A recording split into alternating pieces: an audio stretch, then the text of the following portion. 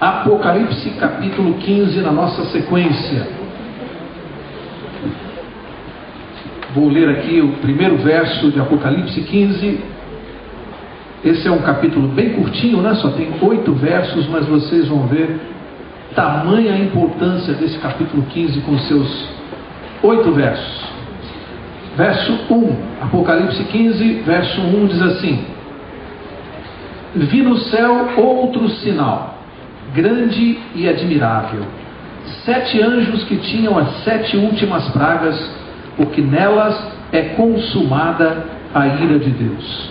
Aqui o profeta diz que viu no céu um outro sinal, e ele não consegue esconder a sua emoção. Ao ler você percebe que ele diz um sinal muito grande, maravilhoso. Ele ficou admirado com este outro sinal que ele viu no céu, na visão que Deus mostrou a ele. E ele fala aqui de um novo grupo de 7 anjos que aparecem agora nesta visão. Ele já tinha no livro de Apocalipse, lá atrás, João já tinha visto um grupo anterior de 7 anjos. Quem se lembra? Os anjos das 7 trombetas. Lembra? Ele já tinha visto. Agora uma nova visão, um segundo grupo de 7 anjos aparece para ele. E nós vamos ver a missão destes 7 anjos. Que missão importante, e por que ele ficou admirado com esse segundo grupo de 7 anjos? Verso 2. Antes do verso 2, eu quero, aqui ainda no verso 1, 7 anjos que tinham as 7 últimas pragas. 7 últimas pragas. Quando a gente ouve falar de últimas pragas, significa que houve pragas anteriores. Quem se lembra das pragas anteriores a estas últimas pragas do Apocalipse? Onde foram derramadas? No Egito. Eram 7? Eram 10. Deus já havia derramado 10 pragas lá no Antigo Testamento, no Egito, e de repente agora o profeta fala das 7 últimas pragas. Há até uma coincidência em alguns aspectos entre as pragas do Egito e essas 7 últimas pragas. Nós vamos ver, embora não haja nenhuma relação entre elas, há uma coincidência, porque nestas 7 últimas pragas nós também vamos falar de rio, de sangue, de rãs, de úlceras, de pedras, de escuridão, coisas que faziam parte das pragas do Egito. Também as 7 últimas pragas vão tratar destes símbolos, só que sem nenhuma relação. Nós vamos ver. Outra coisa interessante aqui é que estes anjos que vão trazer as 7 últimas pragas são mensageiros do limite da tolerância de Deus. Transbordou a paciência de Deus. Agora virá punição severa, como nós estudamos no último capítulo. Qual a diferença desta punição, destes castigos que virão sobre os ímpios, sobre aqueles que são persistentemente desobedientes a Deus? Qual a diferença deste castigo que vem agora para os anteriores que nós já vimos na Bíblia, inclusive as pragas do Egito? Alguém se lembra? Qual a diferença? A Bíblia fala que elas virão sem mistura. E nós falamos disso aqui na quarta passada. O que significa sem mistura?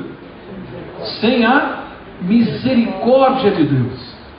Em todos os castigos anteriores, sempre Deus atenuava o sofrimento com a sua misericórdia. Nas 7 últimas pragas, diz a Bíblia, que elas virão sem a misericórdia de Deus. Dá para imaginar o que é isso? Dá para imaginar? Por isso que elas são muito diferentes. Elas não terão nenhuma misericórdia, porque transbordou, acabou, esgotou o limite da paciência de Deus com o ser humano. Mas nós vamos ver que isso só vai acontecer depois de algumas coisas importantes. Eu já estou vendo gente olhando para mim assim com os olhos esbugalhados, pastor, assustados assim com Deus. Não, nosso Deus é um Deus de amor. E tem uma coisa muito importante: essas pragas são para nós? Então você está preocupado com quem? É bom saber disso, hein? Praga é para ímpio. Agora, a não ser que tenha alguém aqui essa noite brincando com Deus, aí já não digo mais nada. Mas as pragas, nós vamos ver, são para os ímpios, não são para os santos, para os justos. No final, além dessas pragas que virão, as últimas 7 pragas, Alguém se lembra de mais algum castigo que ainda virá depois? Pensa um pouquinho. 7 últimas pragas, aí vem a volta de Jesus, aí transcorre um período de quanto tempo? 1000 anos, e aí depois vem mais alguma punição? Ainda vem a última punição para os ímpios. Ok? Esta ainda não é a última. Ainda tem aquela punição após o milênio, a destruição total do mal. Antes de ler o verso 2, você veja, eu quero sair do 1, mas não consigo, porque eu começo a lembrar de coisas. Aqui é um verso só, né? Mas olha quanta coisa importante.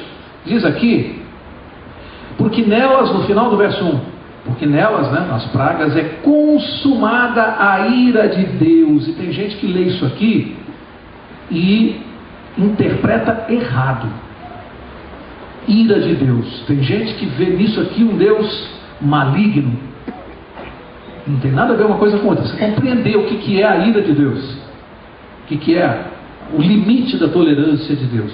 Primeiro, diz que está consumada a ira de Deus. Consumar significa o quê? Acabou. Acabar, terminar, acabou, não tem mais, não há mais conserto, não há mais diálogo entre o Deus e o ser humano. Acabou, chegou no limite. Aí consuma. Agora, essa ira de Deus, ao contrário do que alguns imaginam, não é ódio de Deus contra o ser humano. Não é isso. E tem uma ilustração que ajuda a entender. Imagine que Deus está dizendo que Ele vai destruir esse móvel aqui. Avisa para nós, olha, eu vou destruir esse móvel aqui. Sai de perto, que eu vou destruir com fogo isso aqui. Bom, aí eu fico brincando, eu fico aqui do lado, fico em cima, e Deus continua dizendo, Mauro, por favor, sai daí, porque eu vou destruir esse móvel. Ele me avisa 1, 2, 3, 4, 10, e diz, eu vou destruir o móvel. Amigos, se eu não largar o móvel, continuar aqui, e vier o fogo sobre o móvel, o fogo é para mim ou é para o móvel? Guarde isso. A ira de Deus é sobre o pecado, e não sobre o pecador. Deus vem apelando há milênios, inclusive através da pessoa de Jesus Cristo, para que o pecador abandone o pecado. Porque a destruição de Deus incide sobre o pecado. É o pecado que é foco da destruição. É sobre o pecado que Deus lança a sua ira, não sobre o pecador. Deu para entender? Acontece que se o pecador não abandona o pecado, ele é consumido junto. Mas a ira de Deus é sobre o pecado. É isso que é preciso compreender. Porque senão fica incompatível. Como é que um Deus de amor, que dá a sua vida para salvar, pode ser maligno, odioso, irado? Não combina. A ira de Deus é sobre o pecado. Ele vem advertindo o mundo para que se afaste do pecado, porque está chegando um dia, ele reservou um dia onde ele vai fazer justiça e vai destruir o mal. Aqueles que estiverem apegados ao mal no dia da justiça de Deus serão consumidos junto. Aí eu pergunto, será que faz sentido, sabendo disso, com todas as advertências de Deus, faz sentido alguém teimar, insistir e não largar? Não se desapegar do erro, do equívoco, do mal, quando Deus está avisando? Portanto, a ira de Deus é sobre o pecado. Guarde isso, por favor. Agora sim, verso 2. E diz assim: e vi como que um mar de vidro misturado com fogo, e os que tinham vencido a besta e a sua imagem e o número do seu nome, estavam em pé junto ao mar de vidro. Tinham as harpas de Deus e cantavam o cântico de Moisés, servo de Deus, e o cântico do Cordeiro, dizendo: grandes e maravilhosas são as tuas obras, ó Senhor Deus Todo-Poderoso.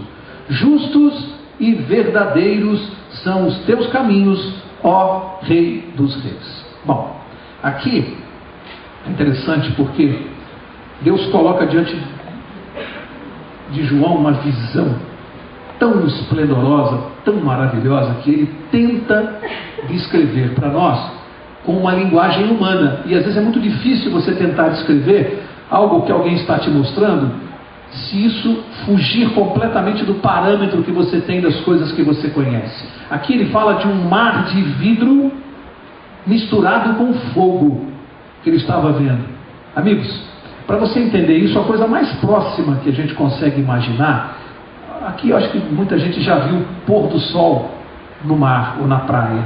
A maioria talvez já tenha visto. É uma das coisas mais lindas, não é? Quando o sol começa a descer na linha do horizonte, parece uma bola de fogo descendo e vai quase encostando na água, não é?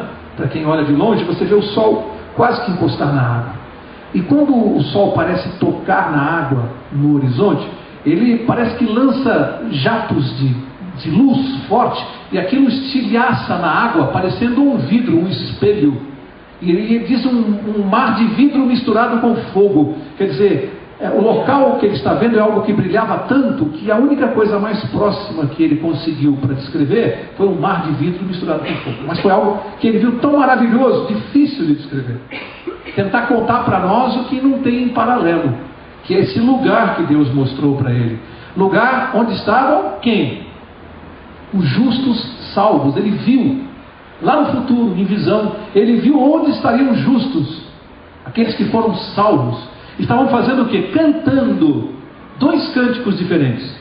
Aqui fala do cântico de Moisés e do cântico do Cordeiro. Dois cânticos completamente diferentes que só os justos conhecerão. Um cântico totalmente é resultado de uma experiência pessoal que os santos tiveram.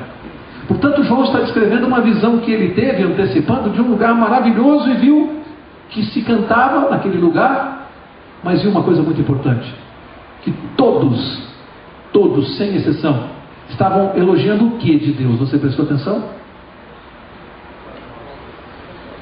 Vamos ler de novo o verso. O que estavam exaltando? Verso 3.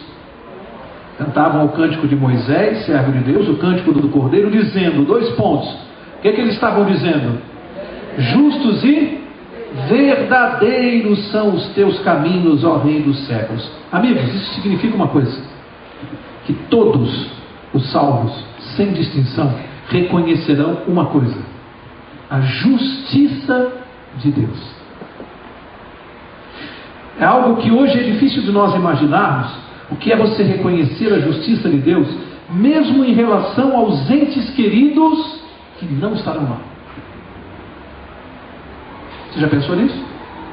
Reconhecerão que aqueles que perderam a sua salvação, perderam por uma escolha consciente, própria, perderam por uma desobediência, perderam a salvação porque escolheram não obedecer a Deus.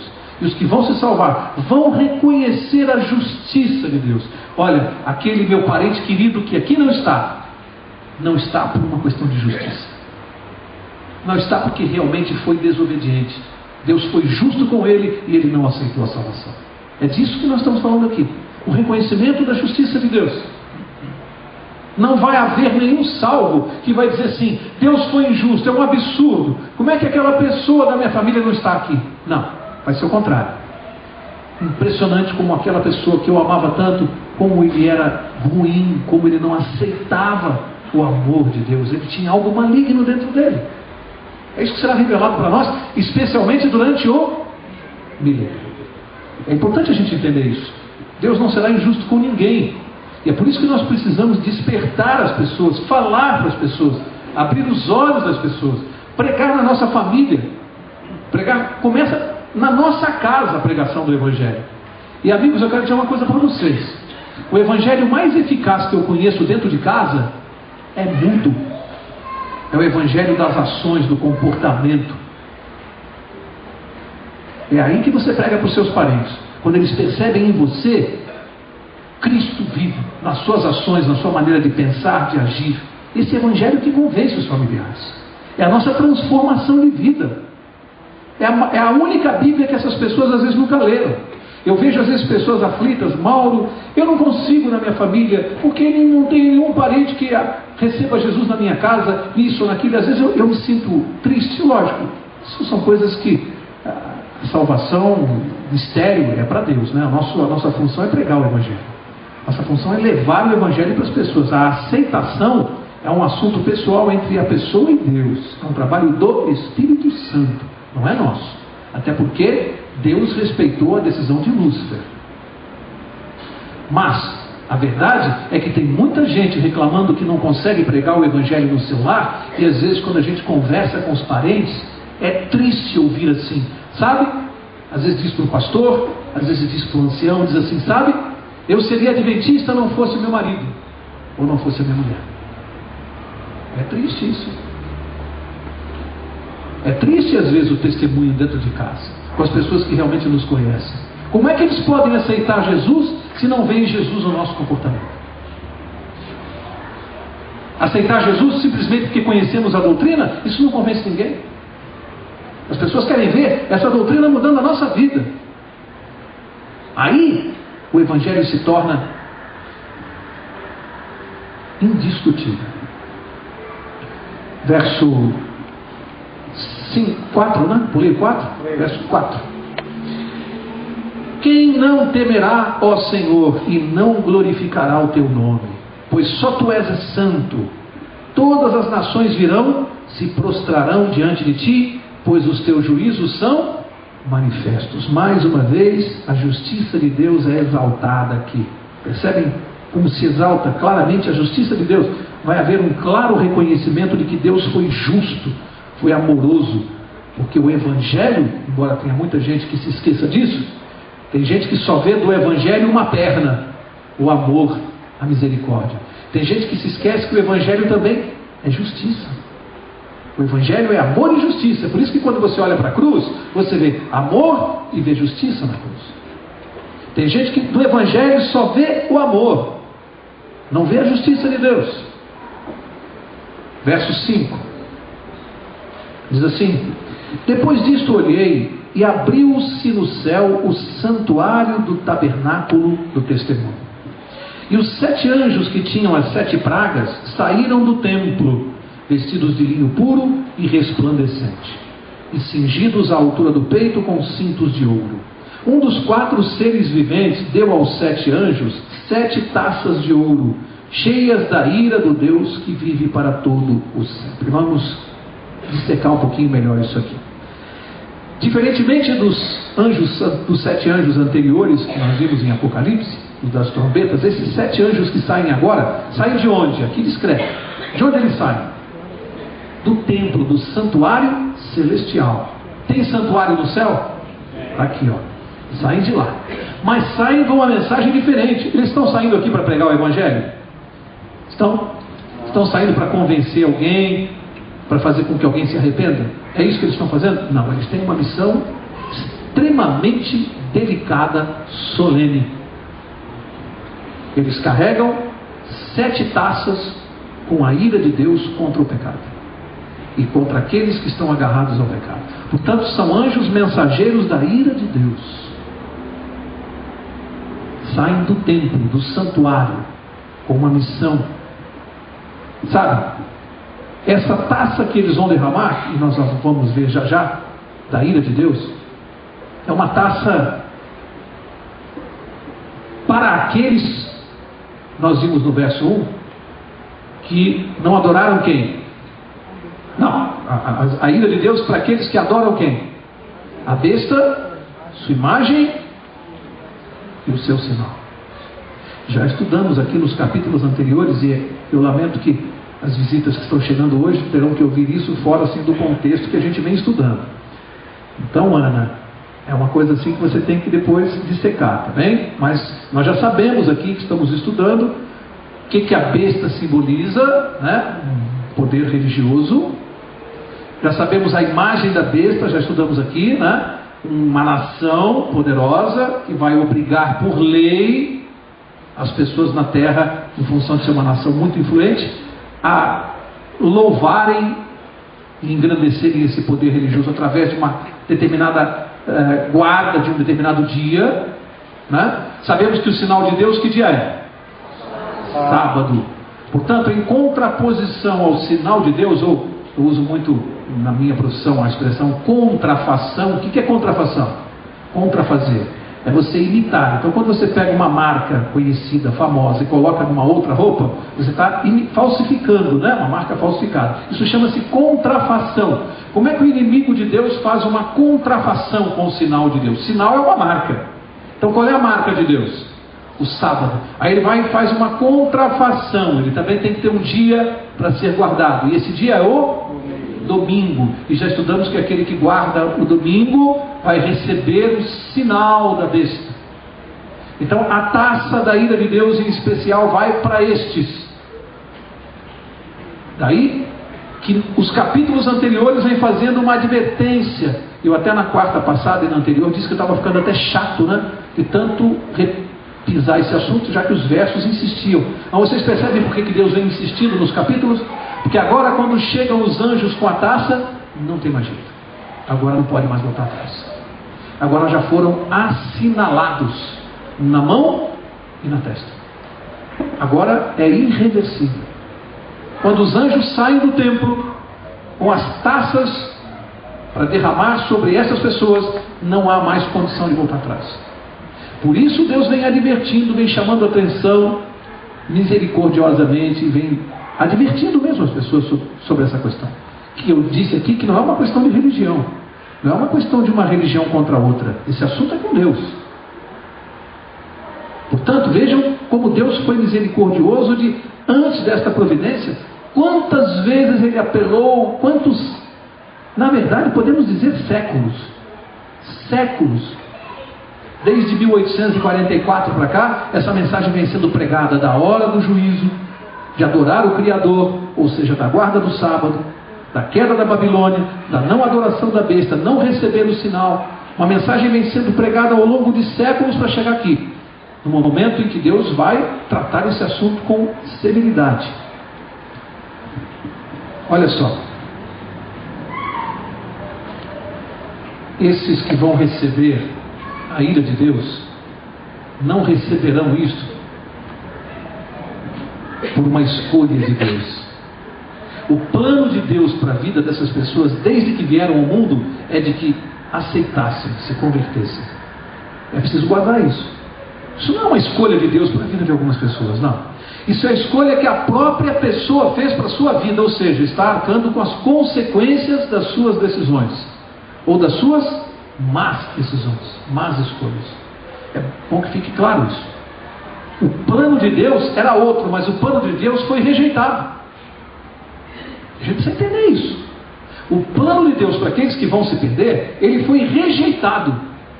Esses que vão se perder porque fizeram uma escolha contrária ao plano de Deus. Disseram: Senhor, isso que o Senhor reservou para mim, tudo bem, eu respeito, eu gosto muito do Senhor, mas não é para mim, não se adapta à minha vida, eu não gosto disso. Eu tenho um outro plano para a minha vida.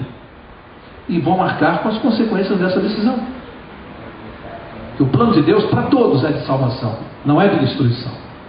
Verso 8 diz assim: e o templo se encheu de fumaça, procedente da glória de Deus e do seu poder, e ninguém podia entrar no templo enquanto não se consumassem as 7 pragas dos 7 anjos. O templo se encheu de fumaça. Vamos entender um pouquinho melhor. Marca essa página aqui de Apocalipse 15, marca aqui. Volta comigo lá no Velho Testamento, segundo livro de Crônicas. Vamos entender melhor um pouquinho o que aconteceu, por que o templo se encheu de fumaça. Segundo livro de Crônicas, capítulo 7, verso 2. Segundo Crônicas 7, 2. E diz assim, vou ler o 7.1 primeiro, 7.1 e 2.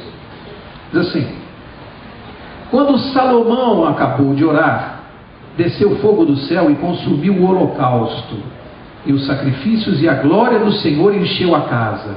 Os sacerdotes não podiam entrar na casa do Senhor, porque a glória do Senhor tinha enchido a sua casa. Olha só, quando Salomão construiu aquele templo que nós conhecemos, e ele foi fazer a sua oração, subiu num patamar de bronze, e ele fez uma oração, e diz a Bíblia que quando ele terminou, o templo, a casa de Deus, o templo se encheu de uma fumaça, simbolizando, disse aqui, a glória e o poder de Deus.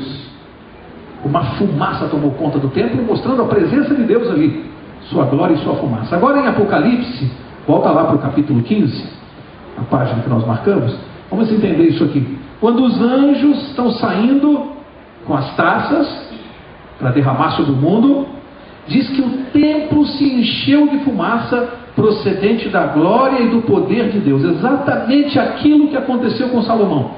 E exatamente após isto, o que aconteceu na vida de Salomão? Ele começou o seu ministério sacerdotal. Sabe? Jesus Cristo está no seu ministério sacerdotal, no santuário.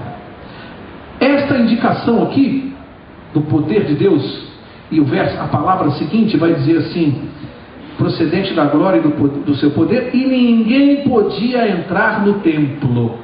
Ninguém mais podia entrar. Sabe, amigos, do que a Bíblia está falando aqui? Quando os anjos deixam o templo para derramar as 7 últimas pragas, concomitantemente acontece uma coisa aqui: fechamento da porta da graça. Ninguém mais pode entrar. Lembra-se, lá no livro de Hebreus, que hoje ainda nós temos a oportunidade de irmos confiadamente junto ao trono da graça, onde nós vamos encontrar misericórdia. Ainda hoje eu posso, em oração, entrar no templo de Deus através da intercessão de Jesus? Sim ou não? Ainda há salvação para nós hoje? Mas a Bíblia fala de um tempo em que a porta da graça fechou e eu não vou mais poder entrar no templo de Deus através da minha oração. Fechamento da porta da graça. Significa que, guarda isso, quando os anjos saem do templo para derramar as 7 últimas pragas, concomitantemente o que acontece? Fecha a porta da graça. Significa que quando as pragas começarem a cair, e nós vamos estudar na próxima quarta, capítulo 16, vamos estudar as 7 pragas, não falte, porque é um estudo, você precisa saber o que vai acontecer. O importante é que quando estas 7 últimas pragas começarem a cair, e elas são concomitantes, não é que termina a primeira para começar a segunda, não, cai a primeira, cai a segunda, elas são concomitantes. Não haverá mais meio das pessoas recorrerem a Deus. Imagina o desespero, porque fechou a porta da graça. Então, eu já ouvi gente dizendo assim: não, tudo bem, eu vou acertar minha vida com Deus, quando começar a cair a primeira praga ou a segunda, eu sei que Jesus está voltando, então eu vou acertar minha vida com Deus. Engano. Quando cair a primeira praga, você não terá mais vontade de fechar, de acertar a sua vida com Deus, porque fechou a porta da graça. O Espírito Santo se retira, e com a retirada do Espírito Santo, o que acontece? Ninguém mais é convencido do... Quando cair a primeira praga, acabou, não tem mais. Não há mais conversão. Por isso que a gente tem que estar preparado já. Quando vai cair a primeira praga? Você sabe? Você sabe? Automaticamente fecha a porta da graça e não há mais salvação.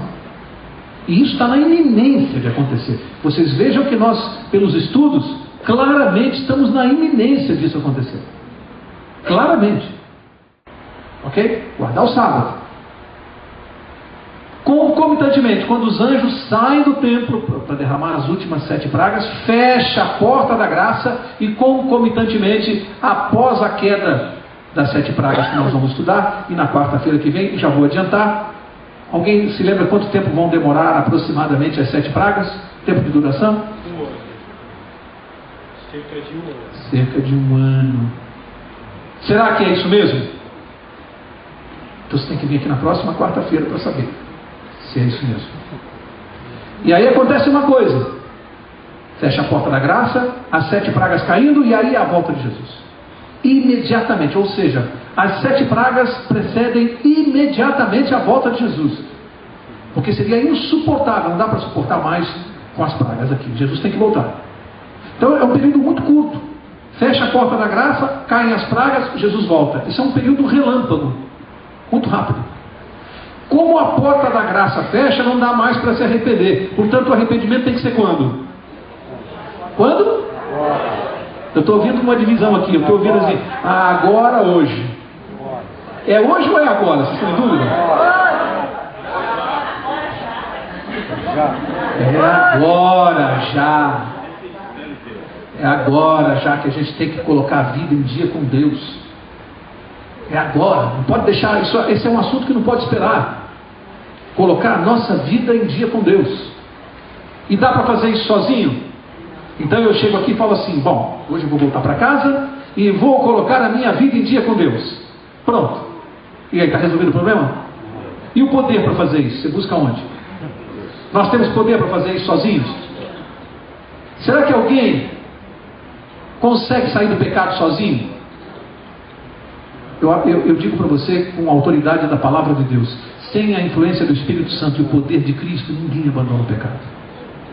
Esse é um trabalho para Jesus. Portanto, a nossa missão não é tentar resolver o problema, é ir para Jesus em oração, de joelhos, clamando, e pedir: Senhor, me ajuda, porque eu tomei uma decisão, eu estou entregando a minha vida nas suas mãos. É assim que começa. Não é ir para casa e dizer: eu vou resolver esse problema, amanhã eu vou deixar de fazer isso, vou largar esse vício, vou largar aquele, vou deixar de fumar. Agora, essa é uma época interessante, né? Final de ano, planos para o ano que vem, né? Então, para o ano que vem eu não vou mais fumar, vou largar de fumar, vou emagrecer, vou correr todo dia no Ibirapuera, só vou comer verdura. Planos de todo ano. E a gente consegue fazer? E não faz, porque falta a oração, falta o poder de Deus. É isso, por isso que não dá certo. A gente tem que chegar em oração e dizer: Senhor Jesus, os meus planos são os seus planos, me ajuda. É isso que a gente tem que fazer. O problema é quando a gente tenta resolver isso. Olha, eu vou concluir, mas eu quero dizer uma coisa para vocês que marcou a minha vida cristã, a minha experiência cristã. Enquanto eu quis resolver a minha vida por mim mesmo, só fiz besteira. O dia que eu entendi que quem resolve a minha vida é Jesus, Ele consertou minha vida. A gente tem que entender isso. E eu vou dizer uma coisa aqui, e peço para vocês prestarem atenção, porque se entender mal, isso pode causar uma polêmica. Então tem que entender exatamente o que eu vou falar. O nosso problema não é de comportamento. O que quer dizer isso? Quando alguém está fazendo besteira na vida, comportamento moralmente equivocado, exemplos: uma pessoa que tem uma dificuldade de lidar com dinheiro, não tem muita honestidade nos negócios, uma pessoa que não é confiável, uma pessoa que é linguaruda, é fofoqueira e prejudica os outros, alguém que adultera, é casado, tem um amante, problema de comportamento.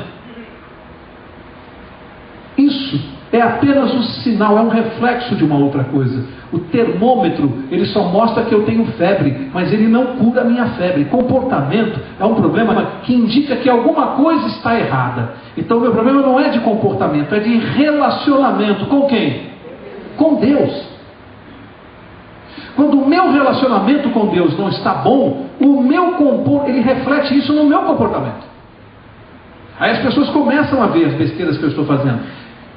É um indicativo de que o meu relacionamento com Deus não está bom. Significa que quando eu começo a ter problema de comportamento, não adianta eu ficar nervoso, preocupado, deprimido e dizer: não tenho salvação mesmo. Não resolve. Eu tenho que melhorar o meu relacionamento com Deus. Então quem tem problema de comportamento, não adianta você ficar se desesperando. Passe mais tempo com Jesus. Leia a Bíblia, faça oração, medite mais tempo, coloque coisas mais puras na sua mente. Passe mais tempo com Jesus. Ele é que vai resolver o problema de comportamento. Afinal, Ele morreu pelo meu mau comportamento. Portanto, com toda a reverência, eu digo assim: o meu problema de comportamento não é meu, é de Jesus. Ele tem que resolver. O meu problema é de relacionamento com Ele. Se eu estreitar o meu relacionamento com Ele, Ele vai resolver o meu problema de comportamento. É isso. Então não adianta a gente ficar sofrendo, entendeu? Passa mais tempo com Jesus, entrega nas mãos dele, submeta-se à influência dele, e Ele vai resolver o problema de comportamento. Eu digo isso porque isso serviu para mim, na minha vida. Eu não estou dizendo para vocês que o remédio é bom, eu estou dizendo: eu provei, cura, essa é a solução, esse é o Evangelho. É Jesus que nos transforma. Esse é o processo de santificação. A justificação é quando eu vou a Jesus, eu entrego para Ele, agora eu faço isso aqui. Justificação é o processo de 30 segundos, 1 minuto, eu estou justificado. Quando eu me levanto de uma oração, eu estou justificado, se eu me arrependi de verdade, se eu me entreguei de verdade a Cristo. Agora, santificação é o processo de uma vida com Cristo. É Ele que modifica o nosso comportamento. E depois vem a glorificação, que é quando o pecado é removido da nossa vida para toda a eternidade. Portanto, amigos, nós estamos num período solene da história do homem.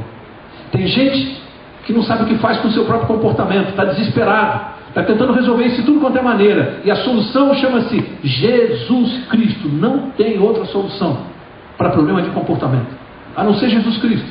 E é entregar para Ele.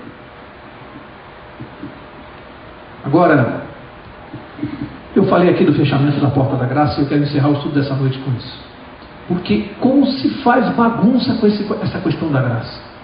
Quanta coisa errada a gente ouve a respeito da graça. Tem gente que faz uma confusão danada e diz assim: mas nós estamos no tempo da graça, então eu não preciso mais guardar a lei de Deus. Você está cansado de ouvir isso. Nós estamos na dispensação da graça. Não precisa mais, é o período da graça que nós estamos. E tem gente que acredita que será salvo pela graça, e será, só que não sabe o que é a graça. Não tem noção do que é a graça. Então, rapidamente aqui, com alguns versos, nós vamos estudar o que é a graça, rapidamente, coisa de 5 minutos. O que é a graça que me salva e te salva? Já que nós estamos falando do fechamento da porta da graça. Então vamos lá, graça. Vamos cuidar um pouquinho desse assunto aqui. Abre comigo, livro de Tito, antes de Hebreus, tá? Antes de Hebreus, Filemão, vem Tito, lá no fim da Bíblia. Vamos ver uma definição interessante aqui de graça, para a gente entender primeiro o que é a graça. Tito capítulo 2, Tito 2, verso 11. Tito 2, 11 diz assim, antes de Hebreus, tá? Filemão, Tito. Pois a graça de Deus se manifestou trazendo o quê? Salvação a todos os homens. Então, primeira definição de graça. Graça é salvação a todos os homens. A graça é o plano da redenção em Cristo Jesus. Isso é que é graça. A gente precisa entender. Graça é o plano de Deus para nos salvar. Ok? Então tem gente que pensa assim: bom, já que eu sou salvo pela graça, eu estou isento das responsabilidades da vida cristã, dos compromissos com os princípios de Deus, porque eu sou salvo pela graça. Está fazendo uma confusão, porque graça é o plano de Deus para a salvação do homem, é isso que é graça, e nós vamos ver o que implica esse plano, ok? Então agora outro verso, Atos capítulo 20, Atos 20, vamos entender um pouquinho melhor esse plano. Atos 20, verso 24, Atos 20, 24, diz assim: mas em nada, Paulo falando, mas em nada tenho a minha vida por preciosa, contanto que cumpra com alegria a minha carreira e o ministério que recebi do Senhor Jesus. Olha só, para dar testemunho do Evangelho da graça de Deus. Evangelho da graça. Portanto, Evangelho e graça são duas palavras sinônimas. É a mesma coisa. Evangelho e graça é a mesma coisa. É o plano da salvação. Tá certo? Vamos ver mais um verso aqui. Romanos capítulo 5. Romanos 5. Romanos 5, versos 1 e 2. Evangelho e graça são sinônimos. Romanos 5, verso 1 e 2. Diz assim: sendo, pois, preste bem atenção nas palavras, justificados pela fé, temos paz com Deus, por meio de nosso Senhor Jesus Cristo, mediante quem obtivemos entrada pela fé a esta graça, na qual estamos firmes e nos gloriamos na esperança da glória de Deus. Como é que eu me apodero da graça? Pela fé. Acompanha comigo o raciocínio. É pela fé que eu me apodero da graça que me salva, que é o Evangelho, que é o plano da salvação. Então é pela fé. E por isso que se diz que a salvação é pela fé, não é pelas obras da lei. A salvação é pela fé. É pela fé que eu tomo posse da graça pela fé. O que mais? Está em Romanos 5, Romanos 3. Romanos 3, verso 23. Diz assim: pois todos pecaram e destituídos estão da glória de Deus. E agora, olha só. E são justificados gratuitamente pela sua graça, pela redenção que há em Cristo Jesus. Eu me apodero da graça pela fé e sou justificado pela graça. Me apodero dela pela fé, mas eu sou justificado pela graça. O que a graça faz? Ela me justifica. Ué, justificação na graça? Então vamos ver o que significa isso aqui. Quem é que pode ser justificado pela graça? A graça justifica. Quem pode ser justificado pela graça? Olha só, Romanos capítulo 2, volta uma página. Verso 13. Pois os que ouvem a lei não são justos diante de Deus, mas os que, o que diz aí? Praticam a lei hão de ser o quê? Justificados. A graça manda praticar a lei? Você está lendo na sua Bíblia? Sim ou não? A graça manda praticar a lei? Eu sou salvo pela graça. E como é que eu me apodero disso? Eu sou justificado de que maneira?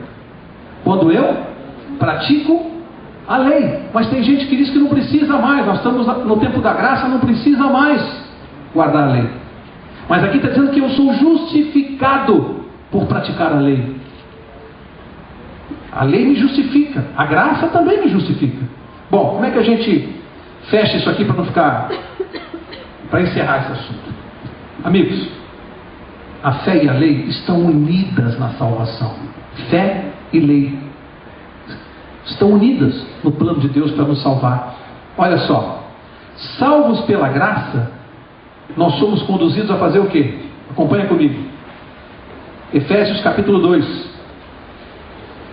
Efésios 2. Salvo pela graça. O que acontece com aquele que realmente é salvo pela graça?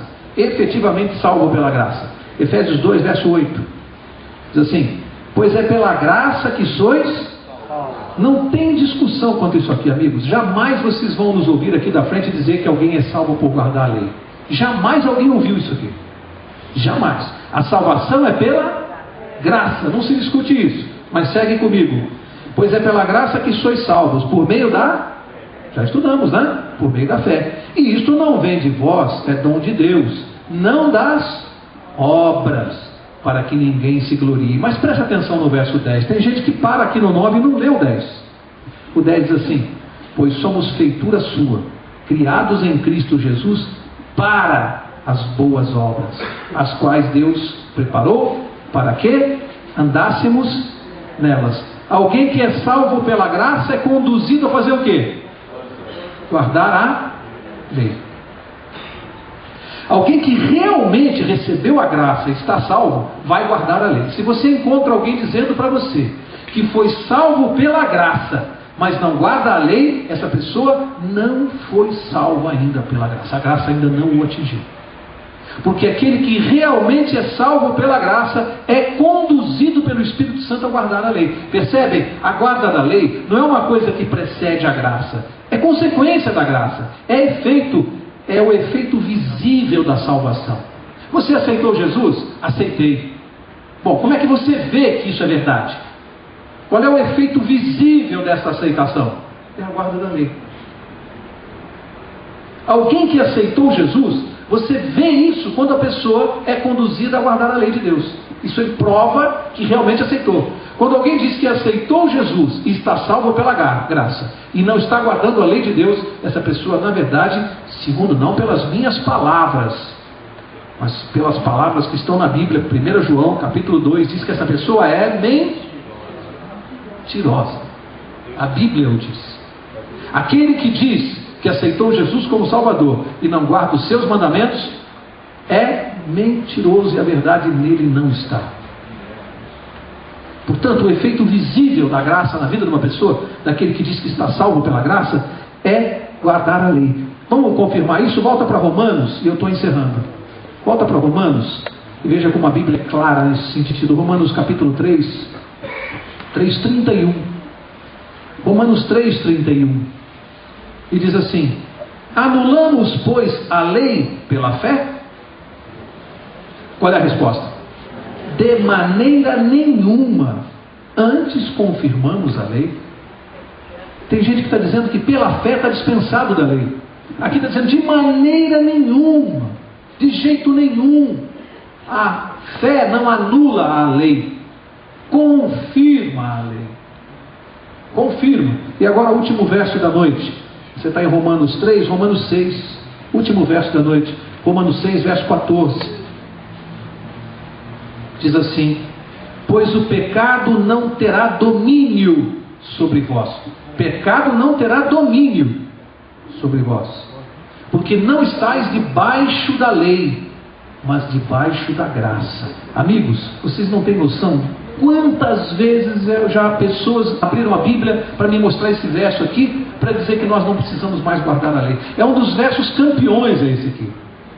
Pessoas me mostrando esse verso para dizer: está vendo, Mauro? Nós não estamos debaixo da lei, estamos debaixo da graça. Só tem um detalhe: nós não estamos debaixo da lei como sistema de salvação. É isso que Paulo está dizendo. Nós não estamos debaixo da lei como sistema de salvação. Como salvação, nós estamos debaixo da graça. Mas olha como é que ele completa no verso 15. As pessoas esquecem de ler o resto. Ele diz: que diremos, pois? Havemos de pecar por não estarmos debaixo da lei, mas debaixo da graça? Como é que ele responde? De modo nenhum. Não é simples? Ninguém é salvo por guardar a lei. Nós estamos debaixo da graça como um sistema de salvação. Agora, se alguém está salvo, está dispensado de guardar a lei, ele diz: de maneira nenhuma. Então veja como as pessoas distorcem ou colocam o verso fora do contexto. Fora do contexto, para dizer que nós não estamos mais debaixo da lei. Quando eu falo de, vamos encerrar, verso fora do contexto, eu não posso me esquecer daquela história do seu Manuel, que eu já contei aqui na classe bíblica, mas a gente sempre tem visitas. E esse para mim marcou muito. O seu Manuel tinha, alguns já ouviram essa história aqui na classe bíblica, né? O seu Manuel tinha sofrido um acidente e havia se machucado muito, acidente automóvel. Mas resolveu não tomar nenhuma providência. Foi para casa, foi tocar a sua vida, até que um advogado encostou nele e disse: não, o senhor tem que processar a pessoa que bateu no senhor e causou todos esses danos, inclusive físicos e tal. O senhor tem que entrar com uma ação e tal. E o seu Manuel, convencido pelo advogado, então entrou com uma ação lá contra o sujeito que bateu no carro dele. Estava lá no dia do julgamento, na presença do juiz, e o advogado do réu olha para o seu Manuel e diz assim: eu queria que o senhor, aqui na presença do juiz, esclarecesse uma coisa. No dia do acidente, há meses atrás, ali no momento do acidente, ainda na estrada, o senhor disse ou não disse ao policial rodoviário que o socorreu que o senhor estava passando bem? Aí o senhor Manuel disse assim: bem, eu estava saindo do meu sítio com a minha perua e estava trazendo o meu cavalo em cima da perua. Quando eu fui entrar na estrada, o advogado interrompeu: senhor Manuel, seja objetivo. A pergunta que eu lhe fiz foi muito clara. O senhor está dando voltas, está fazendo rodeios aqui. A pergunta é clara e objetiva. A pergunta é, preste atenção, senhor Manuel: no dia do acidente, o senhor disse ou não disse ao policial que o socorreu que o senhor estava passando bem? Porque agora o senhor vem aqui entrar com uma ação dizendo que estava passando mal, quase morreu, se arrebentou todo. Eu quero saber se o senhor disse ou não ao policial que o senhor estava passando bem na hora do acidente. O senhor Manuel disse assim: eu estava saindo da minha chácara com a minha perua e estava com o meu cavalo na caçamba da perua. Quando eu fui entrar na estrada, o advogado se irritou. Excelência, ele não responde a pergunta. Ele está fugindo da pergunta. O senhor quer fazer, por favor, pedir a ele que responda a pergunta objetiva e clara que foi feita? O juiz, já curioso com a história do seu Manuel, que ele ia contar, o juiz falou assim: o senhor, por favor, deixe ele à vontade para responder a pergunta. Deixe ele responder do jeito dele. Não o interrompa mais. Por favor, senhor Manuel, o senhor, por favor, pode responder a pergunta. O senhor Manuel olhou bem para o juiz e disse assim: bem, como eu ia dizendo antes de ser abruptamente interrompido, eu estava saindo da minha chácara com a minha perua, com o meu cavalo na caçamba. Quando eu fui entrar na estrada, veio um carro vermelho em alta velocidade, bateu na lateral do meu carro e eu não vi mais nada, porque o carro capotou. Eu fui parar saí pela janela, caí do outro lado da pista e minha mula, meu cavalo, caiu do outro lado. E eu estava ensanguentado, tonto, quando eu vi que parou o carro da polícia rodoviária. E eu, enxergando mal, vi quando o policial do outro lado chegou perto da minha mula e disse assim: ih, esse animal não está nada bem. E eu, ainda tonto, só ouvi os 2 tiros no meio da testa da mula. Vi quando o policial lentamente veio atravessando a estrada na minha direção. E eu, tonto, só ouvi a voz do policial: e o senhor como está? Meritíssimo, numa situação como essa, o que o senhor responderia? Está passando bem, né? Vocês percebem o que é tirar uma frase do contexto? Se você tirar do contexto, tem gente que faz isso com a Bíblia. Tira do contexto. pega e lê totalmente fora do contexto. O que Paulo está falando aqui é uma coisa, a pessoa pinça o verso e vai defender uma outra ideia que não está na Bíblia, não tem nada a ver. Portanto, amigos, para encerrar, fechamento da porta da graça. Eu brinquei agora com uma história para descontrair, mas a segunda agora é para pensar em casa do lençol. Não é que eu quero que alguém vá para casa triste, chateado, mas eu quero que a gente saia daqui. Alguém já disse, né, que o bom sermão não é aquele que você sai contente com o pregador. O bom sermão é aquele que você sai triste consigo mesmo. E o que eu quero encerrar é a história daquele filho que se desentendeu com o pai na adolescência, brigou feio, muito feio. Disseram coisas que não se diz numa família e passaram anos sem conversar, sem se falar, nem nos natais, nem nos aniversários. Pai e filho tiveram praticamente um ódio um pelo outro. E os anos foram passando, até que veio a maturidade daquele rapaz, e um dia ele liga para a casa da sua mãe e diz assim: mãe, você acha que o pai ainda quer me ver? Ela disse: eu não sei, meu filho. Falou: vamos fazer o seguinte, esse fim de semana eu vou pegar o trem e vou passar aí bem perto de casa. Passava um trem. Vamos combinar o seguinte, conversa com ele, se ele quiser me aceitar para a gente conversar depois de tantos anos, vamos estipular um sinal, eu vou estar dentro do trem. A senhora faz o seguinte, a senhora pendura uma roupa branca na janela. Quando o trem estiver passando, se tiver uma roupa branca pendurada na janela, eu vou entender que a senhora está me dando um sinal que eu posso descer do trem, que meu pai vai me receber. E a mãe falou: tá bem, meu filho, fica combinado assim. Chegou no dia, ele entrou naquele trem, estava nervoso, olhando pela janela o tempo todo, nervoso, agitado, andava pelo trem, até que o passageiro que estava do lado dele perguntou o que estava acontecendo, e ele contou a história. E foi se aproximando, veio uma curva, e ele disse para a pessoa assim: está muito nervoso, olha, você me faz favor, eu estou tão nervoso que eu não consigo nem olhar pela janela, eu não sei se meu pai vai me receber, e eu queria tanto acabar com isso, porque eu não estou conseguindo viver. Faz uma coisa, olha pela janela para mim que eu não consigo olhar, estou muito nervoso. E o outro ficou olhando, passou a curva, ele falou: é uma casa amarela, olha para mim. E ele ficou olhando para o outro lado, em pé, nervoso, até que ele começou a ouvir o cidadão do lado dizer assim: vem cá, rapaz, vem olhar uma coisa, vem cá, chega aqui. Quando ele pôs o rosto na janela do trem, aquela casa amarela tinha tanta roupa pendurada no telhado, na janela, no varal, coberta totalmente de branco, com lençóis, com tudo. Sabe?